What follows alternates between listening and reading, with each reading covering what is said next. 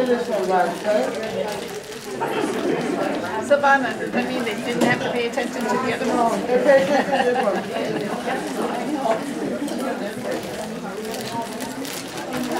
No, because on formatting, I had about 6 or 7 sickle cell racial inclusive crises this semester.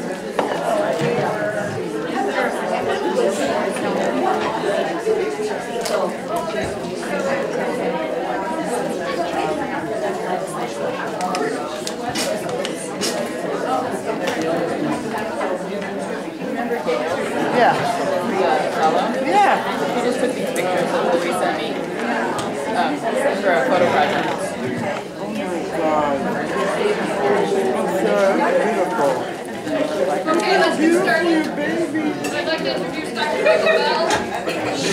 He's one of our emergency department attendants. He's done extensive research in sickle cell, specifically paying the pain crisis. So thank you, Dr. Bell.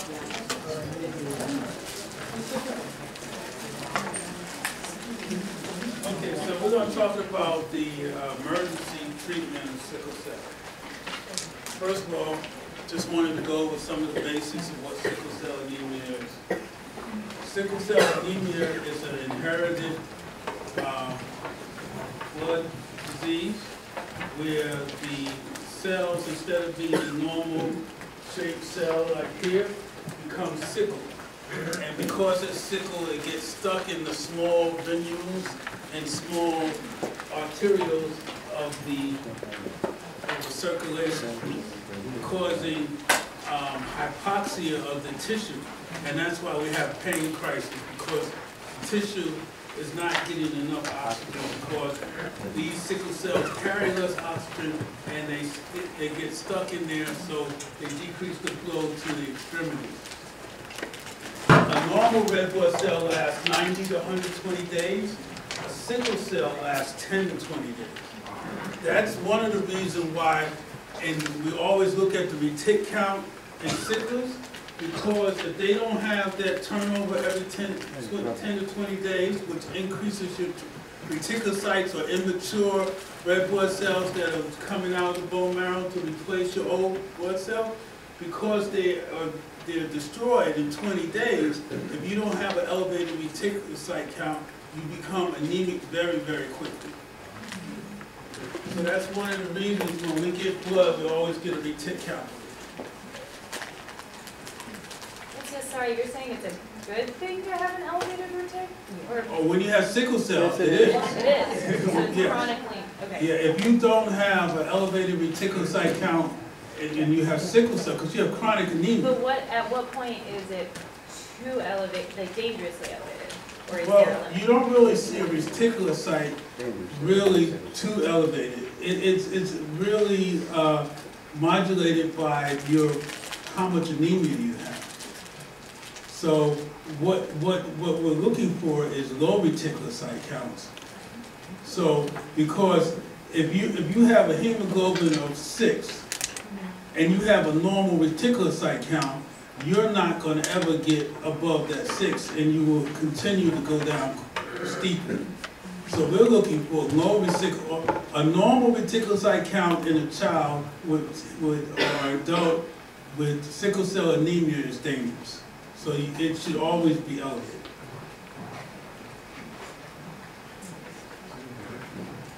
So this is just a demonstration how a normal blood cell goes through the circulation and how sickle cells get jammed up and decrease blood flow to the tissues and cause hypoxia.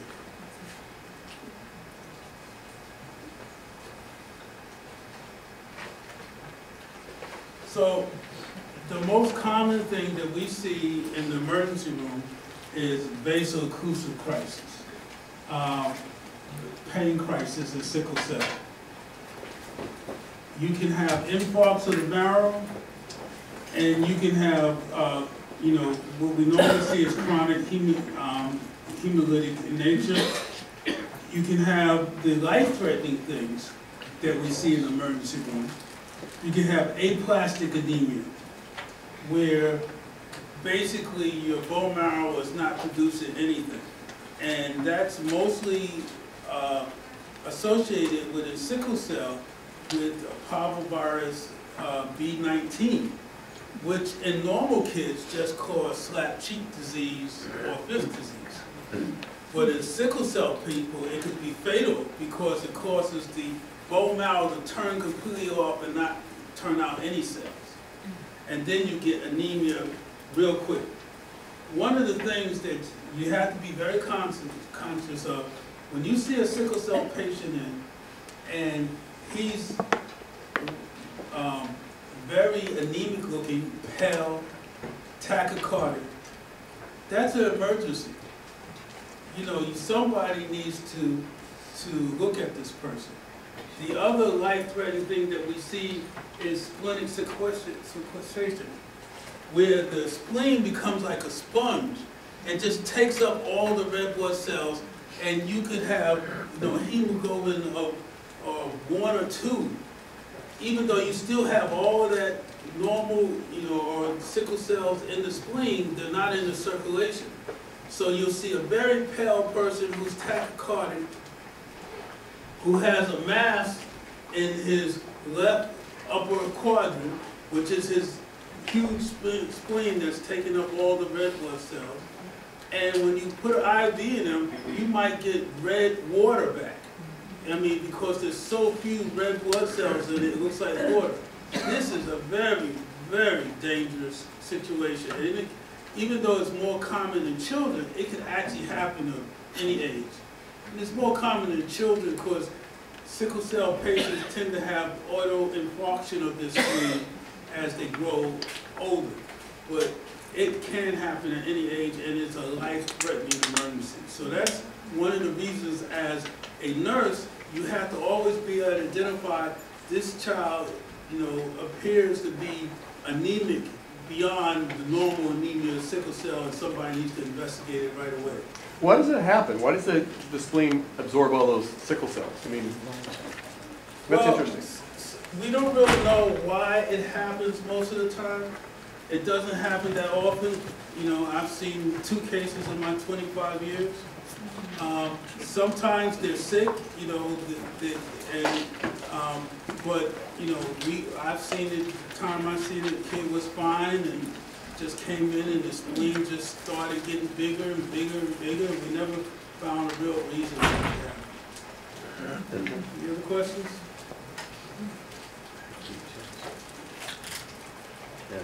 Infection used to be, when I was a resident, infection used to be the #1 cause of death in children with sickle cell. We used to see kids come in and sepsis all the time. In 2016, we should never see a kid die of sepsis. You know, all the young kids should be on penicillin prophylaxis, and hopefully if they're taking their prophylaxis, we really shouldn't see kids coming in with sepsis. And I can't remember the last time I seen a sickle cell patient die of sepsis. But it's something to remember, that they don't have handle encapsulated bacteria well, and so if they're not taking their penicillin, they're certainly susceptible. One of the reasons with younger patients with fever, we always put on antibiotics. So we see growth retardation, hand-foot syndrome. And we think of sickle cell, we think of painful crisis. But young kids, under 1 or 2, the most common way that they present with swollen hands or feet, and that are painful. So they're just crying. So if you don't really take the time to look at their hands and feet, you have a kid that you know how, because of the newborn screen, most people know they have sickle cell. If you're born in this country, basically almost all the states have a newborn screen, and somebody should have contacted you and told you that your baby has sickle cell. So you should know that, first of all. So if you have a baby that's coming in very irritable, doesn't have fever, but just very irritable, you want to look at the hands or the feet. They can have this dactylitis, especially if they're under a year. The most common presentation of painful crisis for younger kids.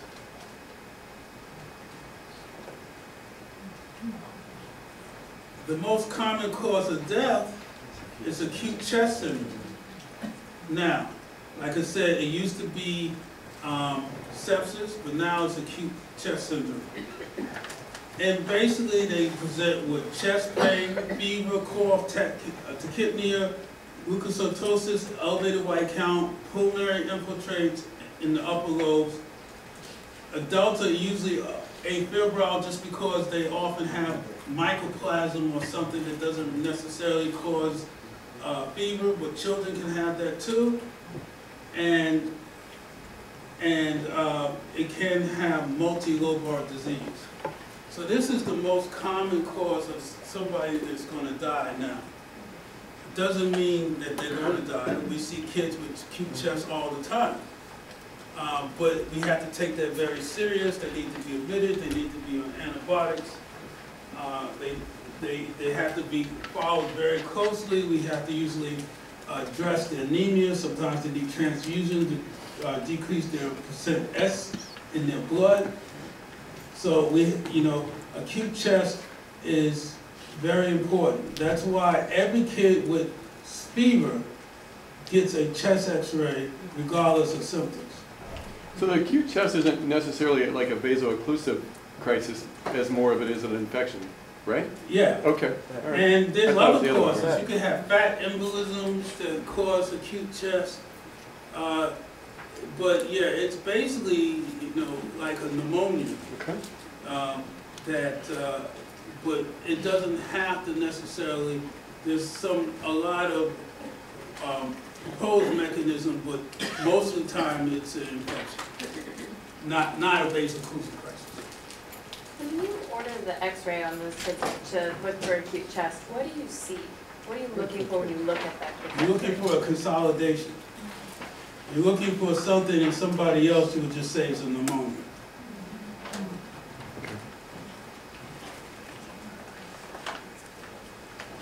Okay, pulmonary hypertension. We have some kids, you'll see them on Viagra, and it's not because we're worried about their sexual performance. It actually treats pulmonary hypertension. Avascular necrosis, we've all seen these kids with these bad joints, always, sometimes they need joint replacements.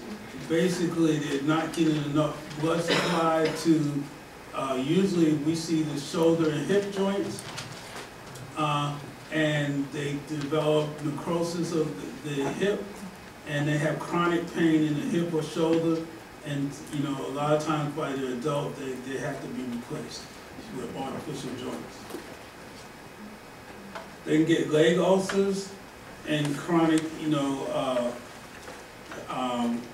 pain from the skin.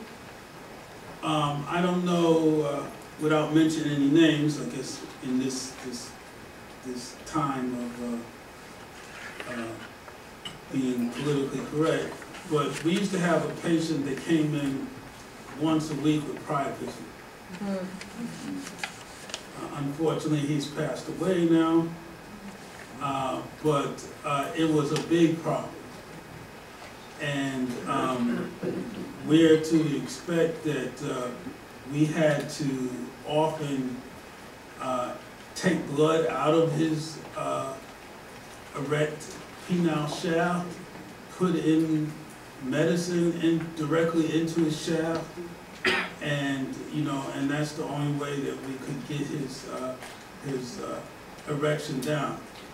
And the reason that priapism is a problem, you get ischemia with priapism if it lasts more than 4 hours, which can cause permanent damage and that you might never be able to get an erection.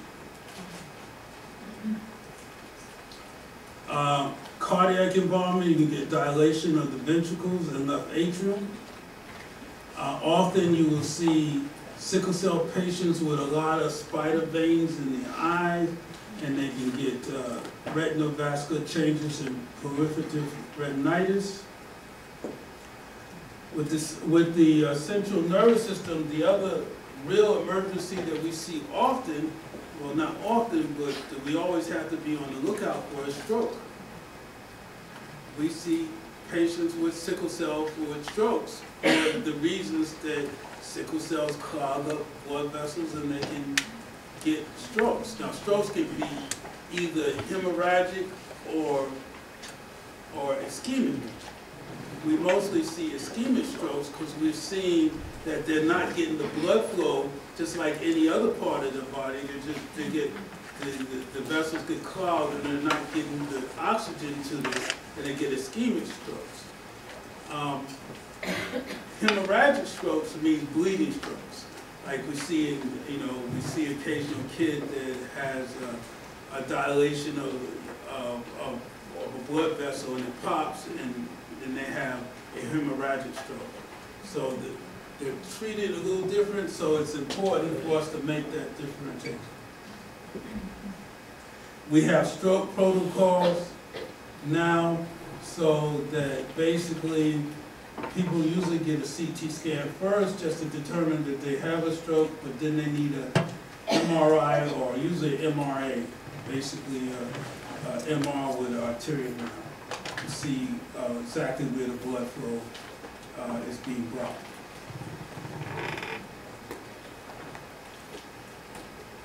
Okay, so basically newborns don't have vaso-occlusive crisis. And they don't have vaso-occlusive crisis because A, they have fetal hemoglobin, which is protective and doesn't sickle. They have maternal hemoglobin that usually is not sickled. So usually we don't see vaso-occlusive crisis in the first 3 to 4 months of life. Again, when we do first see the first 6% of the people will present with a symptom in this under 6 months of age, and usually that symptom again is dactylitis, which is swelling of the hands, painful swelling of the hands and foot. 32% of people will present somewhere under a year with their, and then they can have more classic vaso-occlusive crisis. By 2 years of age, almost 61% of the people have had some kind of sickle cell complication, and at 8 years, 96%. So, just to show you that a small percentage of people don't have any complications at all. A small percentage of people don't have any vaso-occlusive crisis. And you see it's very variable. You see some people we never see in the emergency room. Or you might have seen them once in your lifetime. You see some other people who are there every week. So and it has to do with several factors. We should know that there's different types of sickle cell. Sickle cell is a autosomal recessive genetic disease. So you get one gene from your mother, you get one gene from your father. Usually, if you just talking about AS, you say A being normal, hemoglobin, S being the sickle. If you get a sickle from the mother and a sickle from the father, you have SS disease. If you get A from the mother and S from the father, what do you have? You have trait. Okay, basically when you have disease, both your parents must at least carry a sickle or a beta thal, because you can have sickle beta thal, you can have sickle beta thal major, sickle beta thal. There's all other complications, but both of them must have some sickle component. So the other thing, in 2016 that we don't really do, but we should do, is genetic counseling when especially African Americans decide to get married and have children. They should know what their risk is of having a child with sickle cell. Usually the only people that really get genetic counseling are people that already have a child with sickle cell. They know what their risks are for their subsequent children.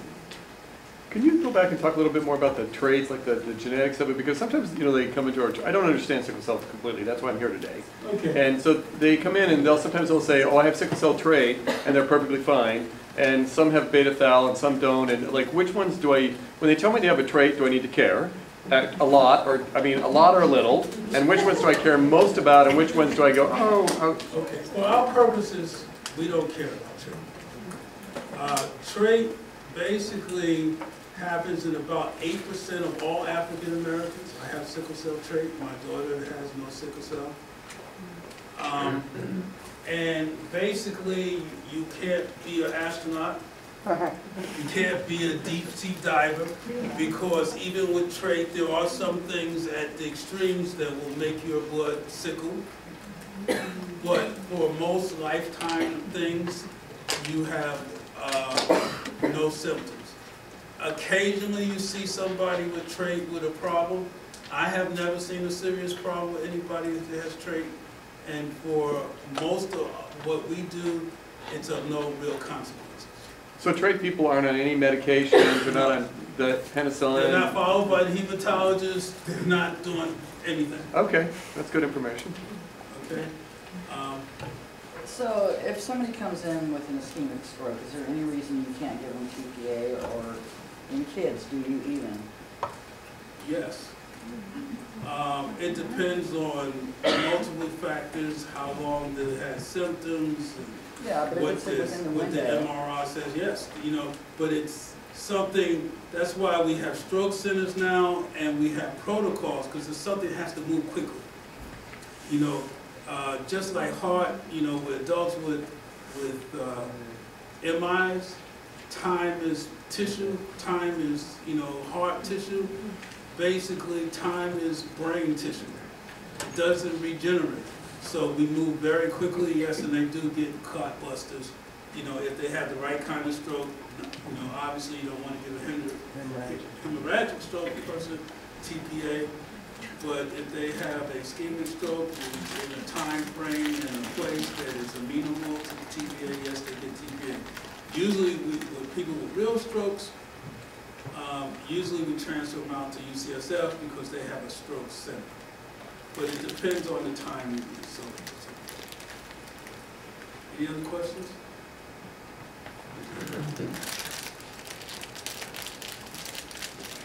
Again, that's something you depend on your triage nurse to pick up immediately and to let the doctors know that this patient possibly has a stroke.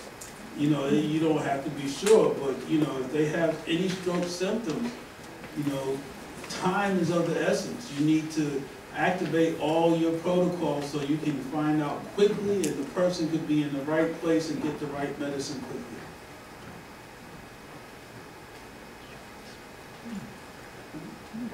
As I was saying, that when I was a resident, people died often of sickle cell. We would see people die all the time becoming fulminant sepsis.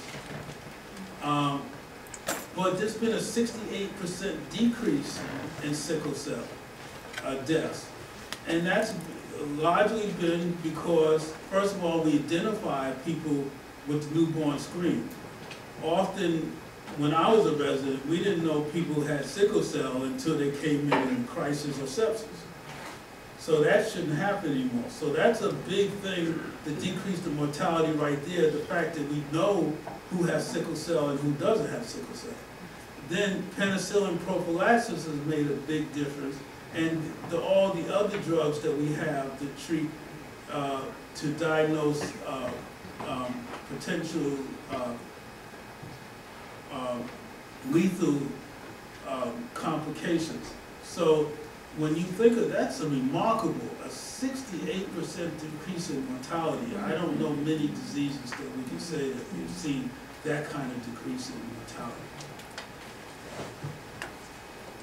Now, basically, when I was a resident, we took care of sickle cell patients their whole life because their lifespan was shorter. It was just like When do they started doing the screening of the babies? What year? Well, every state has been different. You know, it's a state thing and not a, you know, every state has a screening process now. And it's a state-by-state thing. Some states have been doing it for a long period of time, and some states, you know, usually in the 80s, but some states have just joined in the last 10 or 15 years. So it started in the 80s in California?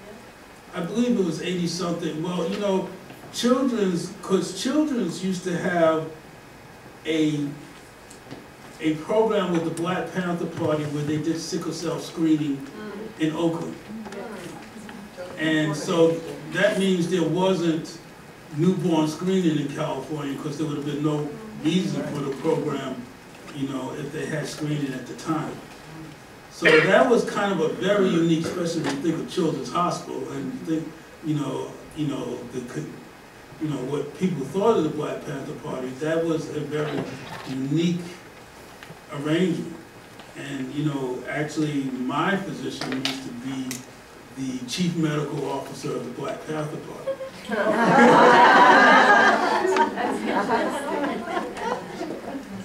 So Children was way ahead of the curve in terms of looking at a community that they served, which was had a high concentration of African American, and realizing we need to know who has it so we can decrease mortality.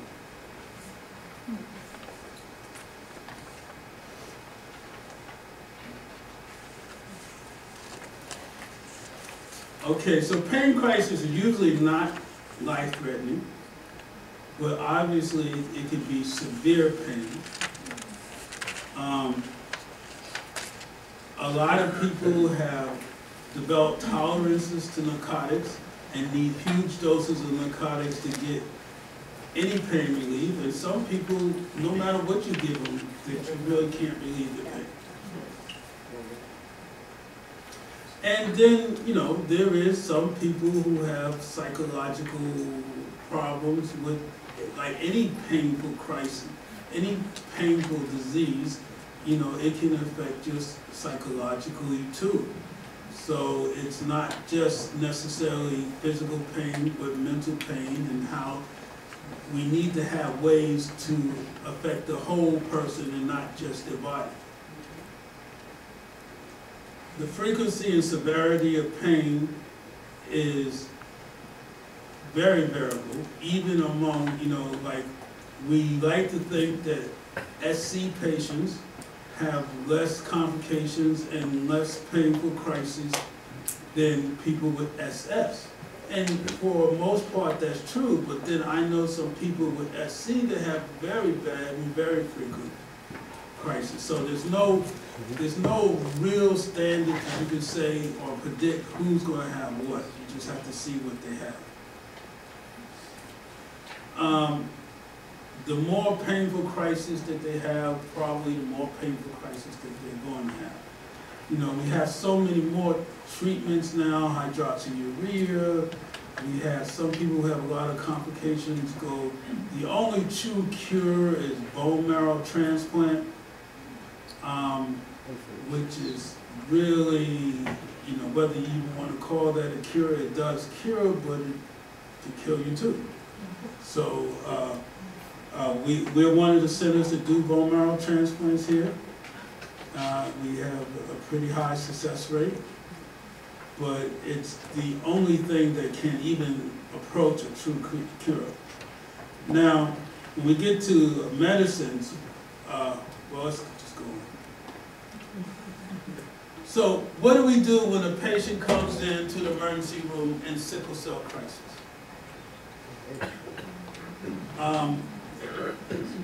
The first thing we do is determine whether they have fever. Okay, vitals, you know. Okay, so the patient doesn't have fever, is not extremely tachycardic,